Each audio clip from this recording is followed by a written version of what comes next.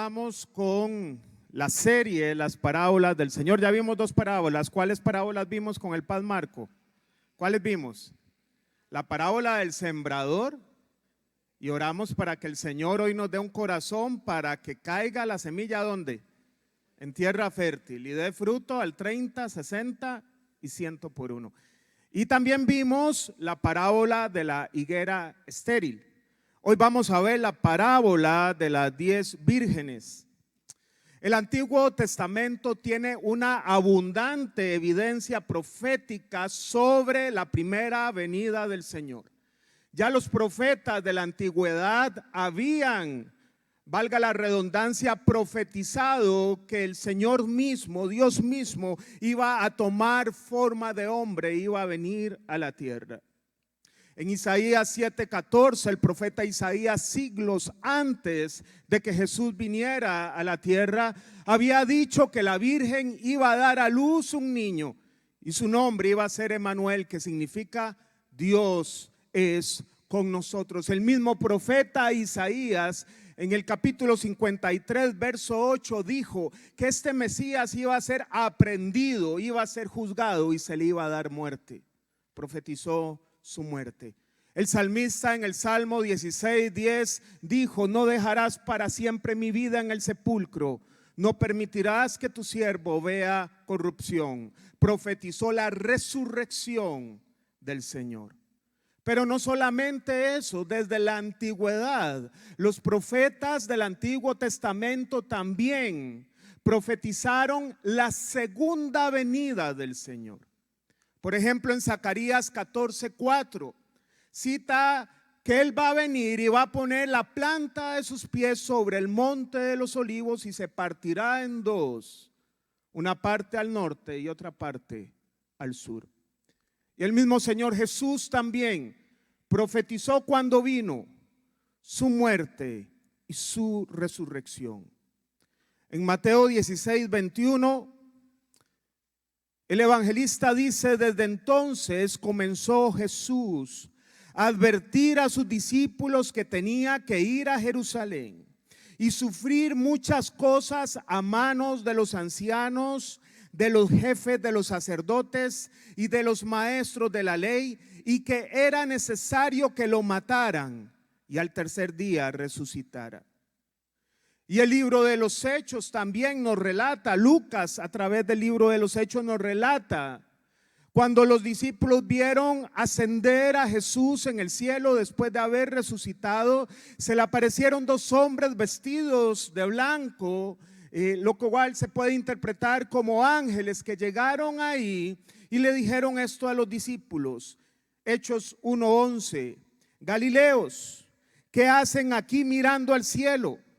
Ese mismo Jesús que ha sido llevado de entre ustedes al cielo, vendrá otra vez de la misma manera que lo han visto irse. Si toda la profecía histórica acerca de la primera venida del Señor, de su muerte, de su resurrección, se cumplió exactamente y literalmente, no tendríamos que dudar que el Señor va a venir de nuevo. Se va a cumplir lo que dice la palabra del Señor. Y eso es de lo que se trata la parábola que nos toca ver hoy, la parábola de las 10 vírgenes. Acompáñenme a orar, por favor. Padre, en el nombre de nuestro Señor Jesucristo estamos delante de tu presencia. Rogamos que hables a nuestros corazones, que nos convenzas, Señor, que tu Espíritu Santo, Señor, pueda escribir tu palabra en nuestros corazones y que la podamos poner en práctica, Señor. Que todo lo que hagamos sea para tu sola gloria, en el nombre de Cristo Jesús. Amén. Vamos a dar lectura al texto central del día de hoy.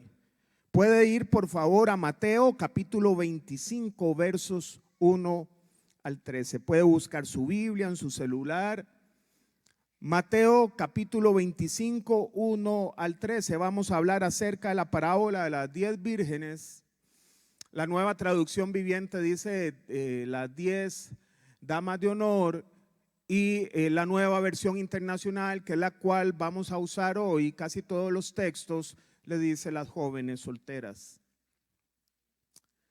Recuerde, una parábola las utilizó el Señor y también las utilizaban la cultura judía. A hoy la usan los rabinos. Es para tratar de explicar un mensaje celestial a través de un asunto terrenal, de manera de que quede bien claro, comprendido el mensaje que se quiera dar. El Señor hizo muchas veces habló por parábolas para que su mensaje quedara claro. Y cita la lectura: el reino de los cielos será entonces, entiéndase el reino de los cielos como el gobierno de Dios. Será entonces como 10 jóvenes solteras que tomaron sus lámparas y salieron a recibir al novio. 5 de ellas eran insensatas y 5 prudentes. Las insensatas llevaron sus lámparas, pero no se abastecieron de aceite. En cambio, las prudentes llevaron vasijas de aceite junto con las lámparas. Y como el novio tardaba en llegar, a todas les dio sueño y se durmieron. A medianoche se oyó un grito: ¡ahí viene el novio! Salgan a recibirlo. Entonces todas las jóvenes se despertaron y se pusieron a preparar sus lámparas. Las insensatas dijeron a las prudentes: dennos un poco de su aceite porque nuestras lámparas se están apagando. No, respondieron estas, porque así no va a alcanzar ni para nosotras ni para ustedes. Es mejor que vayan a los que venden aceite y compren para ustedes mismas. Pero mientras iban a comprar el aceite, llegó el novio y las jóvenes que estaban preparadas entraron con él al banquete de bodas y se cerró la puerta. Después llegaron también las otras. Señor, Señor, suplicaban, ábrenos la puerta. No, no las conozco, respondió él. Por tanto, agregó Jesús, manténganse despiertos porque no saben ni el día ni la hora. Esta es una de las muchas parábolas que enseñó el Señor Jesucristo para explicar a qué era comparable el reino de los cielos. Por eso se les llama las parábolas del reino, y también está inmersa en 3 parábolas que los eruditos han clasificado como las parábolas del juicio. Hay 3 parábolas, y entre ellas la parábola de las 10 vírgenes. En el capítulo que antecede, en el capítulo 24 de Mateo, el Señor habla a los discípulos acerca de las tribulaciones en los tiempos finales que va a pasar su pueblo, tribulaciones y juicios que va a sufrir la humanidad. Muchos serán engañados, habrán guerras, habrán hambres, habrán terremotos. Los creyentes en tiempos finales serán aún más perseguidos, terriblemente perseguidos. Muchos serán odiados, pero también muchos que habían creído van a negar su fe y se van a convertirse en apóstatas. Y a otros se les enfriará el amor. Y el Señor dijo: será tan terrible esta tribulación. Tribulación en su traducción significa estrechez. Será tan difícil pasar este momento tan estrecho que si los días no fuesen acortados, nadie se salvaría. Después Jesús advierte sobre la escogencia que van a tener que tener las personas, sobre la firmeza de los hombres y mujeres para no negar su fe en este momento. Y llegamos al capítulo 25, donde están las 3 parábolas del juicio. La parábola de las 10 vírgenes, que nos corresponde hoy conversar, la parábola de las monedas de oro o de los talentos, y la parábola de las cabras y las ovejas. Y todas tienen un mensaje en común. Todas tienen que ver con personas que recibieron un mensaje, pero no todos tomaron la decisión de vivir el mensaje que escucharon. Y me permito explicarle el contexto en que se desarrolla esta parábola. Es el contexto de una boda judía. La boda judía contaba de 3 partes. En la primera parte, los padres se ponían de acuerdo y firmaban el acuerdo de que sus hijos se casaran y lo sellaban. La segunda parte se llamaba el desposorio, que era que las parejas, tanto el novio como la novia, profesaban públicamente su amor, pero aún no tenían contacto corporal. Y la tercera parte era la boda en sí, donde ya el novio tenía la casa lista, tenía todo listo, ya se iba a celebrar la boda e invitaban vírgenes o damas de honor que pudieran ser partícipes de esa boda. La boda judía duraba aproximadamente una semana, en la cual se cuidaban mucho porque era puertas abiertas, porque toda la gente del pueblo les visitaba por una semana. Seguro la pareja decía: Señor, que esta semana se pase rápido. Esa era una boda judía. Hoy no nos interesa, para el mensaje de hoy, debatir quiénes eran las vírgenes, quién era la novia, que si es Israel, que si es la iglesia, que si es lo mismo. Lo que sí sabemos es que el novio es Jesús.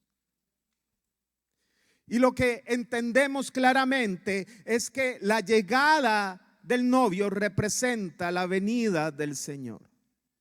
Y el mensaje de la parábola es contundente. La preparación debe ser esencial, primordial para usted y para mí, porque llegará la hora, el momento donde ya no será posible prepararse, donde la puerta ya habrá sido cerrada. Y de esta parábola me permito extraer 4 enseñanzas que podemos extraer de acá. La primera que le quiero compartir hoy es que la parábola es una invitación a una boda. Es un mensaje para todos, pero una vivencia de algunos nada más. Nótese cómo inicia la parábola. El reino de los cielos será entonces como 10 jóvenes solteras que tomaron sus lámparas y salieron a recibir al novio. Nos encontramos con 10 jóvenes con lámparas y que saben que va a venir el novio. En apariencia externa, las 10 son iguales. El primer auditorio, todas son vírgenes, tienen lámparas y saben que el novio volverá. Son los muchos llamados que dijo el Señor Jesús en Mateo 22:14. Muchos son los llamados, pero pocos son los escogidos. Todos somos llamados a aceptar la invitación a esta boda. Hasta este momento nos encontramos con los oidores de la palabra, los que escucharon la invitación. E inmediatamente el Señor parte el auditorio en 2. Y lo parte en 5 prudentes y en 5 insensatas. Y da la razón por la cual parte este auditorio en 2. Solo 5 de ellas llevaban vasijas de aceite. Las otras solo la lámpara. Las lámparas eran alimentadas, el combustible que se utilizaba era aceite de oliva y eran lámparas muy chicas que cabían en la palma de la mano. Evidentemente la provisión que traía la lámpara de aceite no iba a alcanzar para mantener la llama encendida durante varias horas. Había que llevar una provisión adicional de aceite para alimentar la lámpara y que se mantuviese encendida en todo momento. Entonces nos encontramos con vírgenes acá, todas con lámparas, todas con el conocimiento de que el novio viene en cualquier momento, pero separadas por el hecho de que solo la mitad lleva provisión de aceite. Hasta acá las vírgenes representan todo el auditorio que se acercan a escuchar el mensaje. Imagínese un servicio de iglesia, Son todos los que asisten a VAS, son todos los que conocen que el Señor vuelve por los suyos. pero solo la mitad del auditorio tiene aceite. Es interesante ver cómo esta proporción de mitad y mitad también lo hace el Señor en Mateo 24. Dice, uno será tomado y el otro será dejado. Pareciera ser que una alta proporción de personas que saben el mensaje, pareciera ser que las puertas se les van a cerrar. Y esto es alarmante, porque urge que refresquemos nuevamente cuál es la misión de un creyente en esta tierra. Posiblemente esa mitad que habla el Señor y que representa a las 5 vírgenes insensatas son los que escuchan la palabra, los que hicieron una confesión de fe con sus labios, la oración de fe, que sin duda conocen que el Señor vuelve. Son aquellos que cantan coritos, son aquellos que dicen aleluya, son aquellos que probablemente cantan, oran solo el día del culto, pero en la semana el Señor no los conoce. Todo conocimiento trae consigo una responsabilidad. Todo conocimiento. Todos nosotros sabemos que Jesús murió y resucitó por nuestros pecados para que seamos nuevas criaturas y que el Señor va a volver por los suyos. Ni usted ni yo vamos a poder alegar desconocimiento o ignorancia. ¿Y qué significa el aceite? Bueno, yo me voy a atrever a hacerle un significado, darle un significado al aceite, pero explicándolo con la Biblia, porque la Biblia se explica con la Biblia. El aceite es la diferencia de aquellos que hacen, que oyen la palabra y la practican. Eso es el aceite. Y se lo explico. Lucas capítulo 8, verso 20. Llegan y buscan al Señor y le avisan al Señor, su madre María y sus hermanos te buscan. Y el Señor contesta en el capítulo 8, verso 21. Mi madre y mis hermanos son los que oyen la palabra de Dios y la ponen en práctica. ¿Qué está diciendo el Señor? Mi familia son la que oye mi palabra y la ejecutan. La conjunción y significa que es incluyente. No podemos quedarnos solo en el oír. Tenemos que vivir lo que escuchamos de parte del Señor. Y por supuesto hay una parábola paralela a esta que el Señor también dijo en Mateo 7, 24 al 27, se la voy a leer y vamos a ver varios elementos comparativos con la parábola de las 10 vírgenes para explicar que el aceite representa a aquellos que escuchan la palabra y la practican. Dice, por tanto, hablando Jesús, todo el que me oye estas palabras y las pone en práctica es como un hombre prudente. ¿Cómo eran las vírgenes que tenían aceite?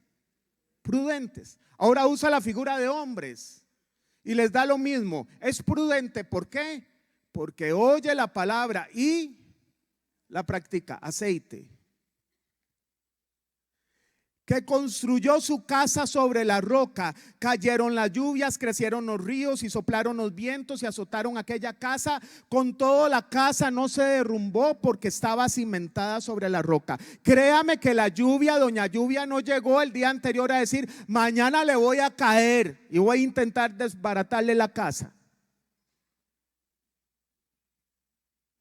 Y sigue, pero todo el que me oye estas palabras y no las pone en práctica es como un hombre insensato. ¿Cómo eran las otras viudas? Insensatas. No tenían aceite.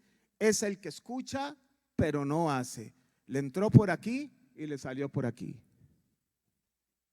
Cayeron las lluvias, crecieron los ríos, soplaron los vientos y azotaron aquella casa.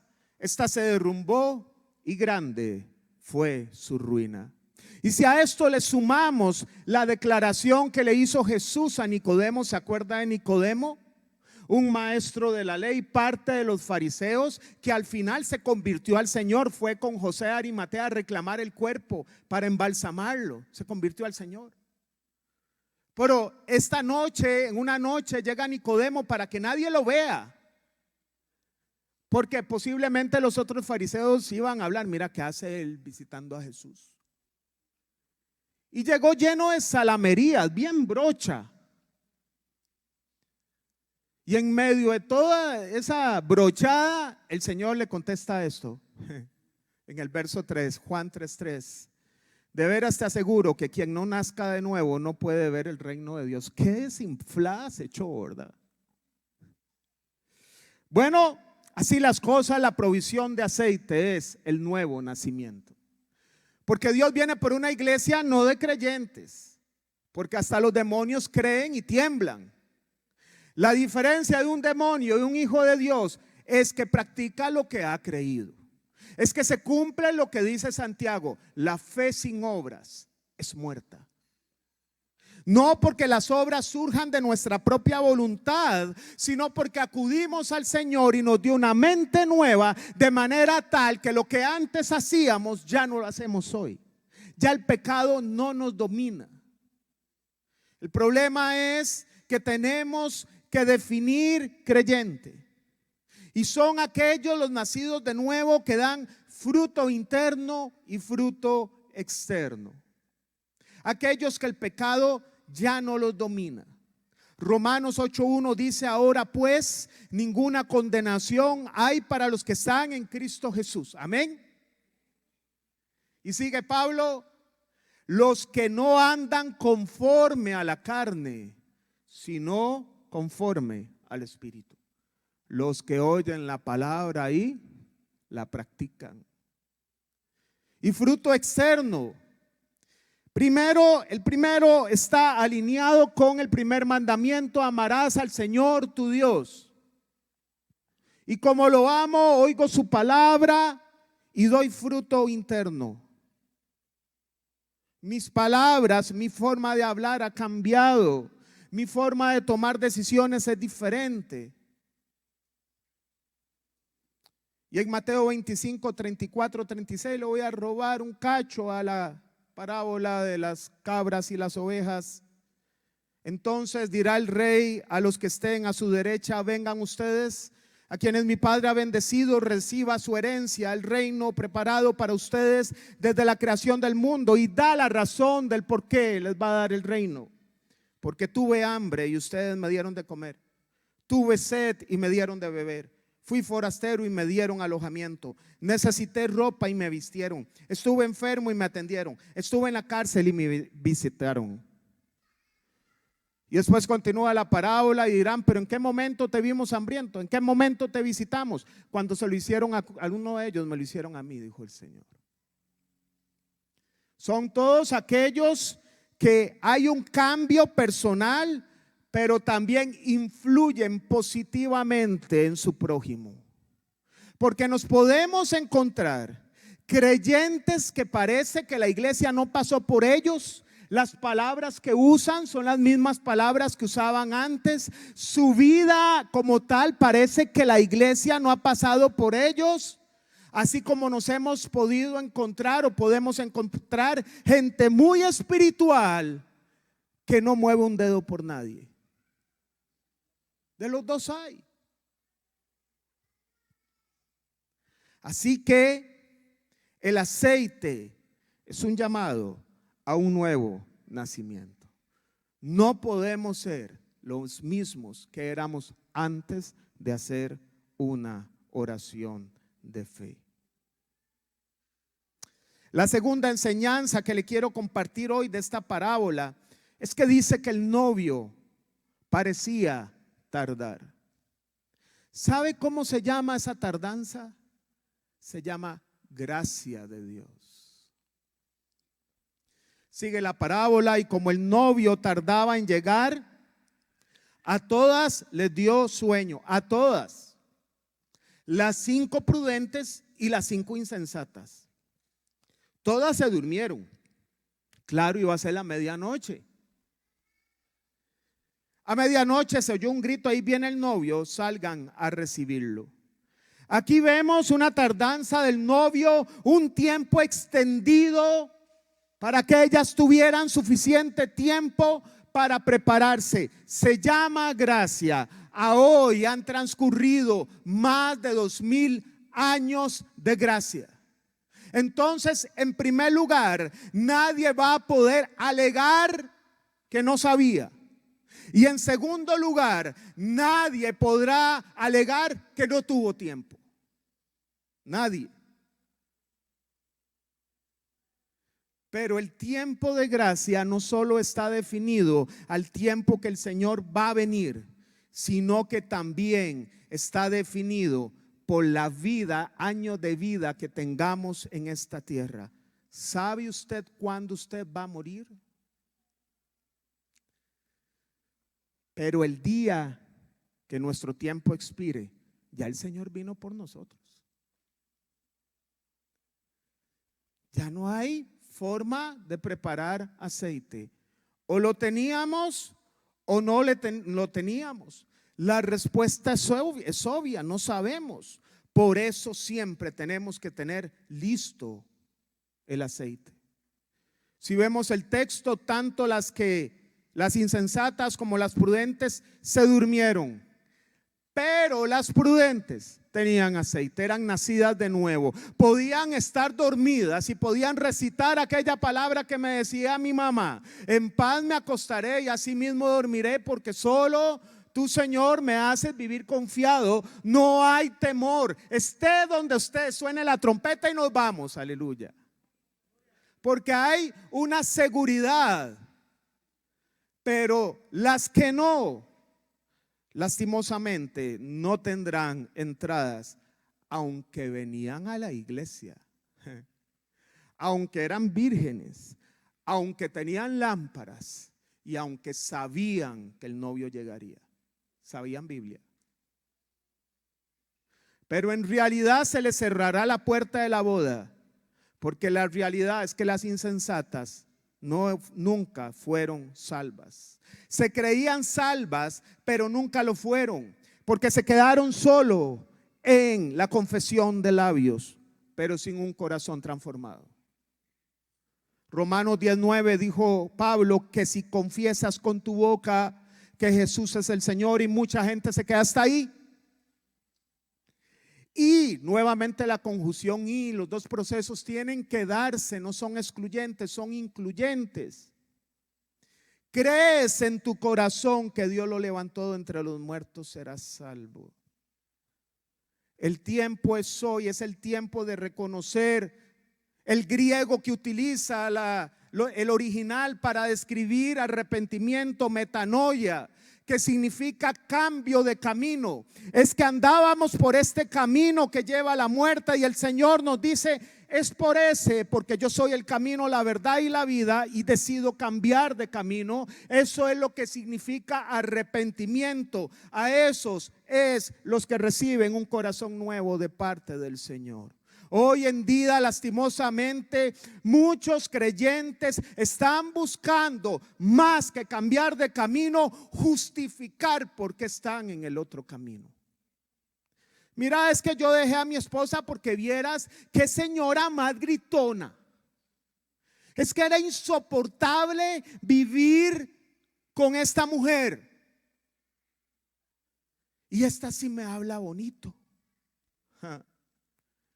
Qué pena. Usted puede venir a la iglesia, puede cantar coritos, puede hasta predicar que suena la trompeta y se queda. Perdón, se queda. Porque el aceite es los que oyen la palabra y la cumplen. Punto.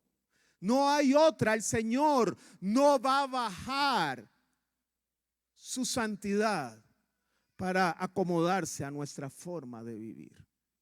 El Señor nos transforma para que seamos santos, porque dijo: sean santos, porque yo soy santo. El tiempo es hoy. Recuerde, el tiempo de gracia parece tardar, pero es un tiempo limitado. Puede venir el Señor o puedo yo salir de aquí, si es la voluntad de Dios, y morir. Pero saber y tener la convicción, como dijo Pablo, que para mí el morir es ganancia. Hebreos 9, 27, 28, el autor de Hebreos lo explica así en relación al tiempo de vida en la tierra. Y así como está establecido que los seres humanos mueran una sola vez y después venga el juicio, lo que voy a decir es con mucho amor y respeto. Cuando nosotros la muerte nos alcance, ninguna oración, plegaria, ceremonia religiosa nos va a sacar del lugar donde estemos. Lo que teníamos que hacer era en el tiempo de vida en esta tierra. Ni la oración de papá, de mamá, ningún servicio religioso nos sacará. Porque la Biblia dice, está establecido que los seres humanos mueran una sola vez y después serán juzgados. Después el juicio.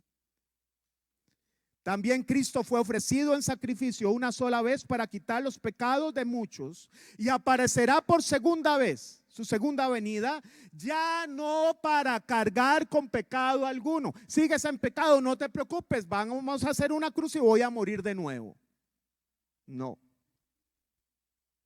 Sino para traer salvación a quienes lo esperan, a su familia, a su madre y sus hermanos, que son los que oyen la palabra y la ponen por práctica. La tercera enseñanza que le quiero exponer hoy es que la salvación es una responsabilidad personal, es una decisión personal.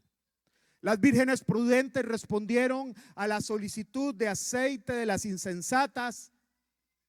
¿Recuerdan? Las insensatas, llegó el novio, se dieron cuenta que no tenían provisión y le pidieron a las prudentes. Y las prudentes les contestaron, no, respondieron estas, porque así no va a alcanzar ni para nosotras ni para ustedes. Es mejor que vayan a los que venden aceite y compren para ustedes mismas. Y el relato continúa diciendo, pero mientras iban a comprar el aceite, llegó el novio y las jóvenes que estaban preparadas entraron con él al banquete de bodas y se cerró la puerta. Yo doy gracias a Dios por mi esposa, porque con mucha pena decir, y lo he dicho, yo fui una persona muy floja en la crianza de los hijos, sumamente alcahueta, pero sumamente. Y aprendí a criar hijos. El Señor nos ayuda. Pero recuerdo que Joshua, mi hijo mayor, en ese momento tenía 12, 13 años, llega y busca a Pau, a mi esposa, y le dice, mami, tengo un examen, ¿puede orar por mí? Y mi esposa le dijo, yo voy a orar por usted, pero si usted no ora y no estudia, nada va a pasar. Y yo me metí. Usted sí es grosera. Hasta le saqué a la suegra. Rompa esa maldición de como la trató su mamá. Le hizo estructura, lo hizo responsable de su vida espiritual. Mi esposa le dijo, cuando suene la trompeta usted no se va a poder agarrar, y usa la frase de ella, de mis patas. La responsabilidad es suya. Y esto lo traigo a la mente porque antier, el viernes, estaba en la casa, mi hijo construye una enseñanza, una reflexión, y me dice, papi, para mí es muy importante que usted la lea y me diga cómo la ve. Y yo dije, Señor, gracias, porque iba yo como padre por este camino y me ayudaste a través de mi esposa a tener estructura para criar hijos. Gracias, porque tu estructura nadie la va a cambiar. Tú dijiste, este es el camino y no hay otro camino. Aquí tenemos una enseñanza y un aviso urgente, urgente e importante. No podemos vivir del aceite de otros. La salvación es personal, es nuestra responsabilidad. Y para nada significa que nuestras obras nos van a salvar. Es la responsabilidad de ir a Jesús. Es la responsabilidad de escuchar su palabra. Es la responsabilidad de permitir que su espíritu nos transforme. Es la responsabilidad del arrepentimiento sincero. Es la responsabilidad de hablar con el Señor mediante la oración, de escucharle mediante la palabra, de ser transformado por su espíritu mediante la comunión y la adoración. Es cuando tenemos una vida de comunión diaria que somos transformados por Él. Si eso no existe, no hay aceite. Porque usted y yo no tenemos la habilidad de cambiar, la recibimos del Señor. Él transforma al que va a Él diariamente. Las viudas no compartieron el aceite. Cada una era responsable de su provisión de aceite. Y me encanta cómo lo ilustra el profeta Ezequiel. El Señor habla al profeta Ezequiel y da palabra del Señor.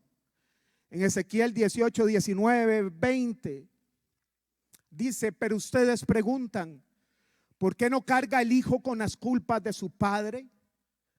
Porque el hijo era justo y recto, pues obedeció mis decretos y los puso en práctica. Tal hijo merece vivir. Todo el que peque merece la muerte. Eso no ha cambiado. Eso no ha cambiado. Desde el huerto del Edén, el día que coma ciertamente morirás, les dijo el Señor a los dos. Y hoy es igual. En Juan 3 dice: y esta es la condenación, que la luz vino y no la recibieron. Es lo mismo. Todo el que peque merece la muerte, pero ningún hijo cargará con el pecado, con la culpa de su padre, y ningún padre con la de su hijo. Al justo se le pagará con justicia y al malvado se le pagará con maldad. ¿Ve que la salvación es personal? Ningún hijo va a alegar: es que usted no sabe mi tata lo agresor que era. Dios le dio la oportunidad a usted de escribir una nueva historia. Ningún hijo podrá, ningún padre podrá decir: es que mis hijos me sacaron de quicio. En lugar de poder tener ángeles, tuve serpientes. Y también Ezequiel nos habla acerca del llamado de aprovechar esta aparente tardanza que tiene el Señor. Ezequiel 18, 21, 22 dice: y si el malvado se arrepiente, que era arrepentimiento, cambio de camino, de todos los pecados que ha cometido y obedece todos mis decretos y practica el derecho y la justicia, no morirá. Vivirá por practicar la justicia, y Dios se olvidará de todos los pecados que ese malvado haya cometido. Pero también nos advierte a aquellos que se sienten firmes. En el verso 24, si el justo se aparta de la justicia, si el justo se aparta de la justicia y hace lo malo y practica los mismos actos repugnantes del malvado, ¿merece vivir? No, sino que morirá por causa de su infidelidad y de sus pecados, y no recordará ninguna de sus obras justas. Entonces hay un llamado, que la salvación es personal, que hay tiempo para el que tenga una conducta donde el pecado lo está dominando para que se arrepienta, y hay una advertencia para el justo para que no se descuide. Así que cada día usted y yo tenemos la responsabilidad de revisar la reserva de nuestro aceite. Las viudas prudentes dijeron: vayan a los que venden aceite y compren. Y esta frase presenta dos dificultades. La primera: ¿dónde iban a encontrar aceite a la medianoche? A no ser que en ese tiempo hubiese un AMPM. Y la otra dificultad es que este aceite no se compra, es gratis. Y el que lo vende es el novio. El tema es que se fueron a buscar y el novio les robó la vuelta. Isaías 55:1 dice: vengan a las aguas todos los que tengan sed. Vengan a comprar y a comer los que no tengan dinero. Vengan, compre vino, leche sin pago alguno. Eso se llama gracia. Es gratis. Apocalipsis 22:17. El espíritu y la novia dicen: ven. Y el que escuche diga: ven. Y el que tenga sed, venga. Y el que quiera, tome gratuitamente del agua de la vida. Entonces nos encontramos en primer lugar con vírgenes que tenían el conocimiento y no pueden alegar que no sabían. En segundo lugar, con vírgenes que contaban con tiempo para cambiar y no pueden alegar que les faltó tiempo. Y ahora no pueden alegar que no tenían plata. Casi que los pretextos están anulándose. Así que la salvación es tremendamente inmensa y maravillosa, pero la condenación será tremendamente terrible, porque la humanidad lo ha tenido todo, tiempo de sobra. Jesús pagó el precio, era el Espíritu el que los transformaría, solo había que ir a Él para poder escuchar su voz y practicarla. Así que no habrá pretexto, el juez justo dará su veredicto. Y la última enseñanza que le propongo hoy es que el Señor conoce a los suyos. La parábola termina con un desenlace terrible, terrible. Después llegaron también las otras: Señor, Señor, suplicaban, ábrenos la puerta. No, no las conozco, respondió él. Por tanto, agregó Jesús, manténganse despiertos porque no saben ni el día ni la hora. Nótese que las insensatas dicen: Señor, Señor. Repiten: Señor, Señor. Gracias, Alitan. Esa, la repetición en la cultura judía, significaba una relación filial, una relación de familia. Como cuando Moisés fue a la zarza y oye la voz del Señor que le iba a decir a su instrumento que había escogido para rescatar a su pueblo de la esclavitud egipcia, le dice: Moisés, Moisés. Cuando el rey David recibe la noticia de que su hijo Absalón había muerto, Absalón que lo persiguió, Absalón que era un golpista de su reino, Absalón que tuvo relaciones sexuales con las esposas de David a pleno día, murió. Pero Absalón David lo amaba. David tenía un corazón conforme al corazón de Dios. Es aquel que aunque le hagan mucho sigue amando. Y cuando recibe la noticia en 2 Samuel 18, 33 y 19, 4, usó la misma frase: Absalón, ay, Absalón, hijo mío, ay, Absalón, hijo mío, 2 veces.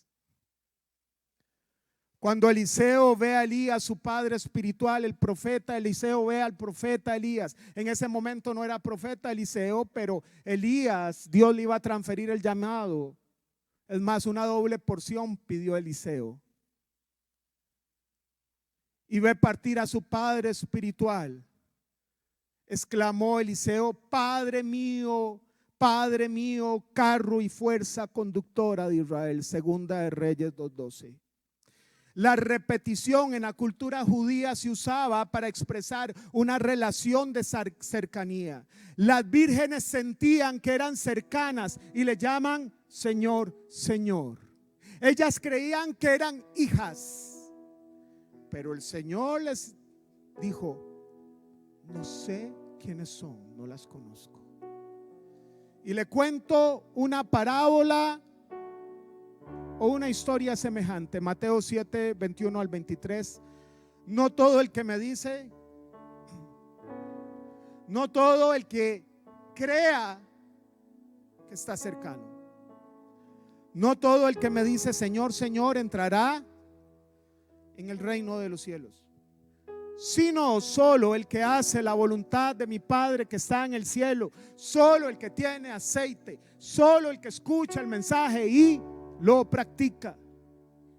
Muchos me dirán en aquel día: Señor, Señor, no profetizamos en tu nombre, y en tu nombre expulsamos demonios e hicimos muchos milagros. Aquí están hablando de profetas, de pastores, de gente de iglesia que nunca cambió, que seguían pecando y creían que por hacer la obra ya estaban justificados. Pero la justificación es por fe, somos justificados, y la fe salvífica es la que hace nuevas obras en nosotros. Entonces les diré claramente, igual que a las vírgenes: jamás los conocí. Usted y yo, bueno, usted, yo no, puede cantar muy bonito, usted puede enseñar muy bien, puede venir a limpiar toda la iglesia, que si usted tiene una conducta de pecado que no ha dejado, créame que ninguna de sus obras justas lo van a salvar, ni a usted ni a mí. Nada nos va a salvar, solo su gracia infinita. ¿Puede ponerse de pie, por favor?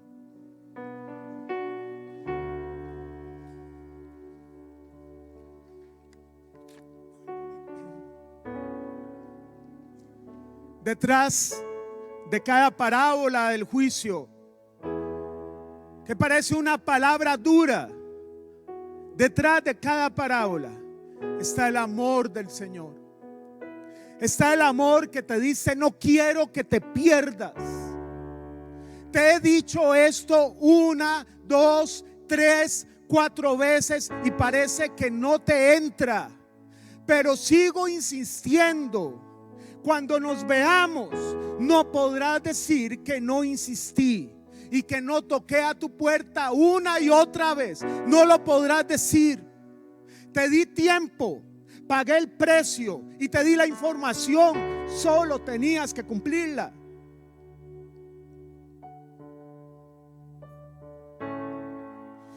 En Ezequiel 18:23 el Señor dijo: ¿acaso creen que me complace la muerte del malvado? ¿No quiero más bien que abandone su mala conducta y que viva? Yo lo afirmo, dice el Señor. En 2 de Pedro 3:9, Pedro dijo: el Señor no tarda en cumplir su promesa, según entienden algunos por tardanza.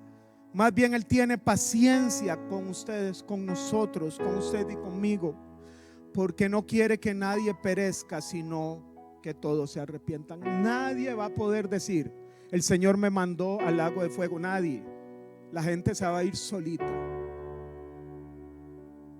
La venida del Señor, familia, es inminente, es verdadera, va a ser sorpresiva. Primera de Corintios 15:52 dice que será en un instante, un abrir y cerrar de ojos. Hechos 1:7, el Señor Jesús dijo: nadie sabe la fecha, el día ni la hora, solo su Padre en su sola potestad. Nadie sabe. Él viene por los suyos, Él viene por los que hacen su voluntad. Él es el juez justo. Nadie podrá alegar nada. Él pagó el precio por el rescate de nosotros. Eso se llama redención. Él nos rescató del infierno. Eso se llama salvación. Él quitó el pecado que nos enemistó con el Padre Celestial y nos hizo estar en paz con Él. Eso se llama reconciliación. Él nos dio la capacidad con su Espíritu y les dijo: no los dejaré huérfanos, les enviaré al Consolador, al Espíritu Santo, los va a guiar.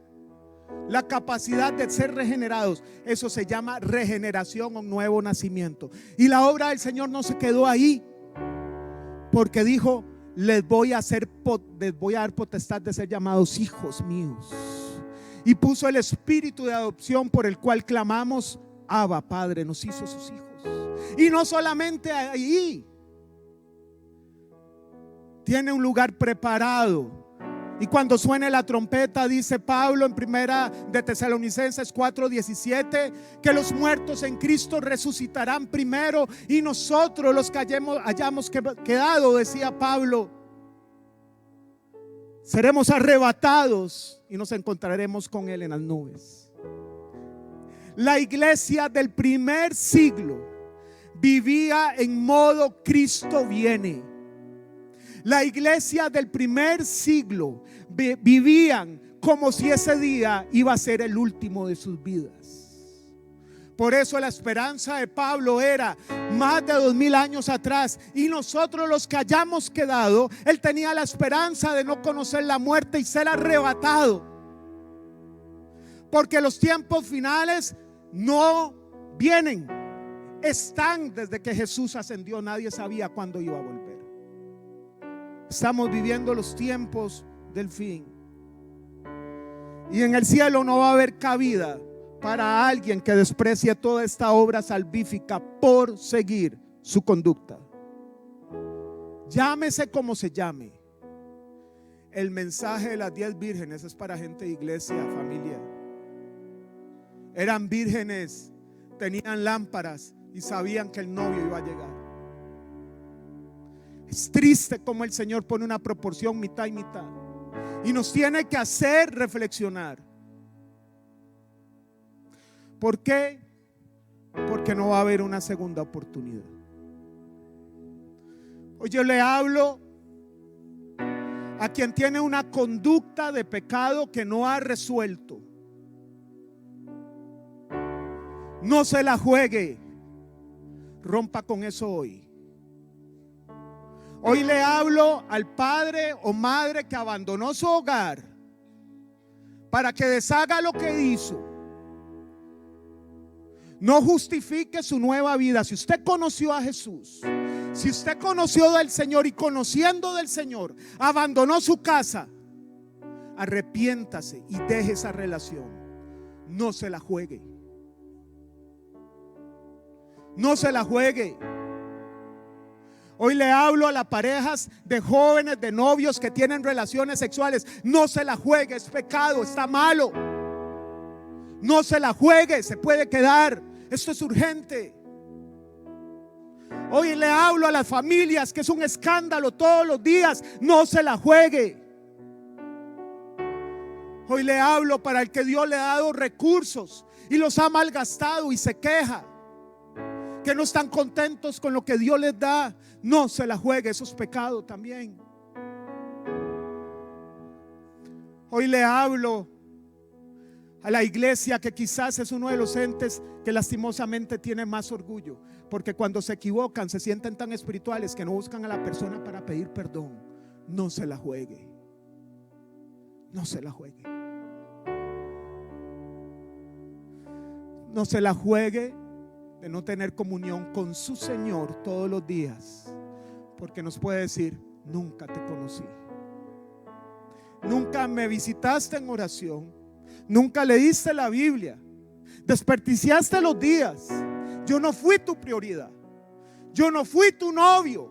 ¿Cómo me voy a casar con una novia que no me amó? Hoy hay un llamado a esas personas. No que no vamos a pecar, sino que el pecado ya no nos domina. Es diferente que pecamos circunstancialmente a que estemos viviendo en pecado. Hoy el Señor llama a esas personas. Y yo no le voy a decir pase adelante, eso es un asunto personal, ni quiero que nadie se sienta mal. Pero hoy póngale un freno a eso, hoy.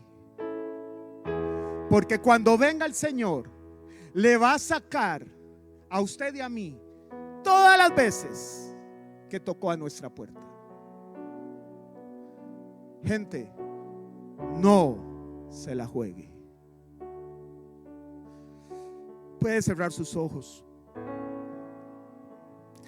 Si que hay alguien aquí que tiene que arrepentirse, si hay alguien aquí que Dios le está tocando el corazón, Si hay alguien aquí que por años está justificando su forma de vivir y no tiene ninguna justificación, y todavía hoy, tal vez en este momento, sigue justificándola, por favor, permita que Dios le rompa ese corazón para que no se pierda. El Señor dijo: les he hablado por parábolas, pero como está escrito, aunque oigan, no van a entender, porque ya tenían cerrado el corazón.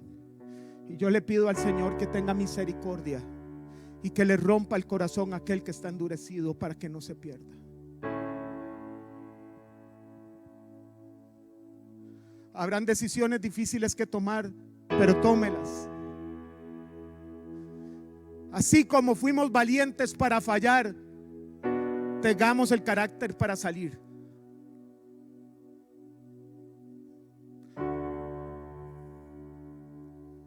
No se la juegue.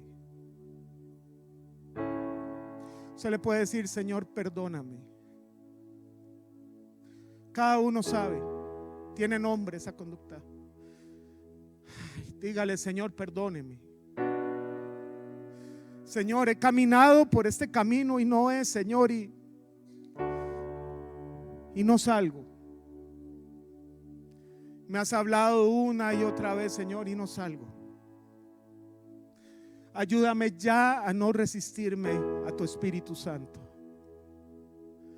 Tu palabra dice: cuando escuches su voz, no endurezcan el corazón. Esa voz es la voz que te quiere rescatar.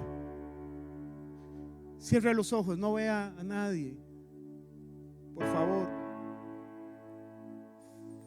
Usted sabe cómo ha sido como esposo. Usted sabe cómo ha sido como esposa.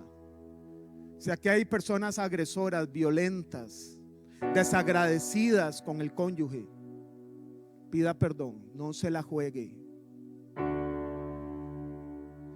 Pero también, si aquí hay personas que tienen tiempo de estar sentados en una silla de iglesia, pero no están moviendo un dedo por servirle, no se la juegue. No se la juegue. Dios te dio todo para que seas una bomba espiritual en esta tierra.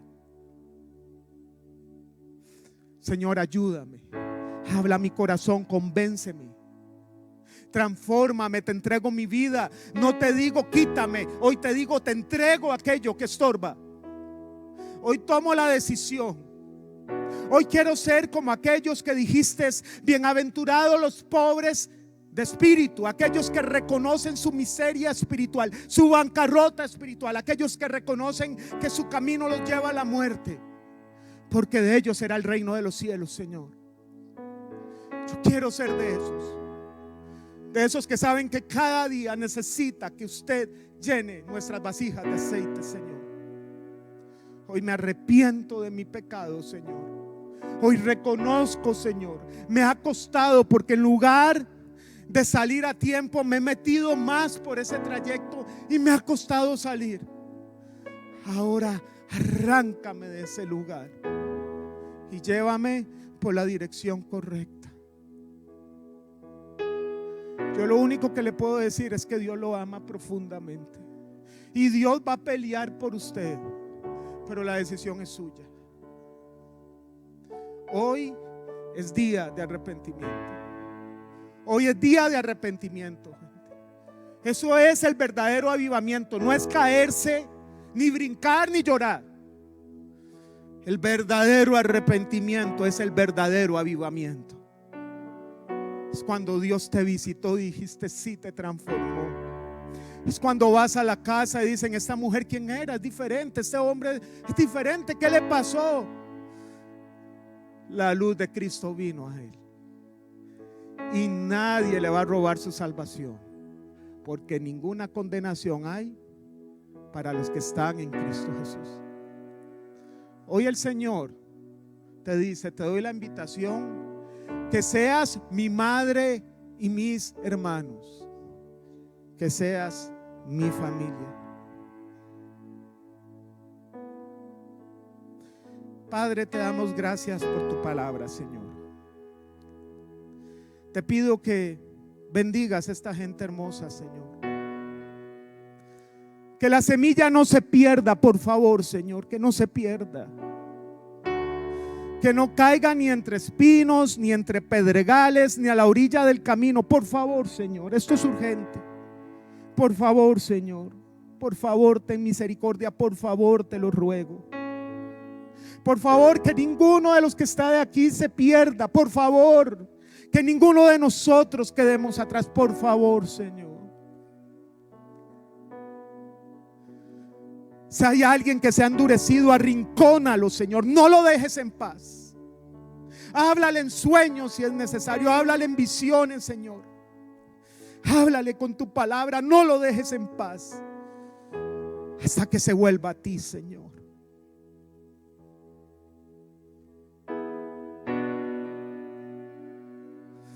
Bendícelos, Señor. Llévalos con bien a sus hogares. Que tu paz les inunde. Que tú puedas resolver las situaciones que pueden estar viviendo según tu voluntad. Pero sobre todo, Señor, que todos podamos terminar la carrera. En el nombre de Cristo Jesús. Amén y amén. Amados, que Dios los bendiga.